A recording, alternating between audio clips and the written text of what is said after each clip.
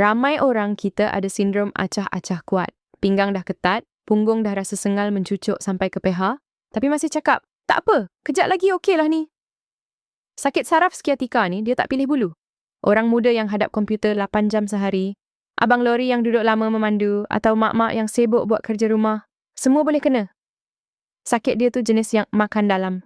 Dia tak nampak berdarah, tapi dia potong terus emosi kita sebab menahan bisa setiap hari. Nak tidur malam pun takut sebab kaki selalu kena tarik urat tiba-tiba. Kalau anda dah cuba macam-macam tapi asyik sakit balik, itu tanda anda belum jumpa herba yang betul untuk target pada bengkak saraf tu. Kapsul herba damar merah dan pegaga ni dibuat khas untuk bantu lembutkan kembali urat simpul dan pulihkan laluan saraf sciatica yang terhimpit kat area punggung tu.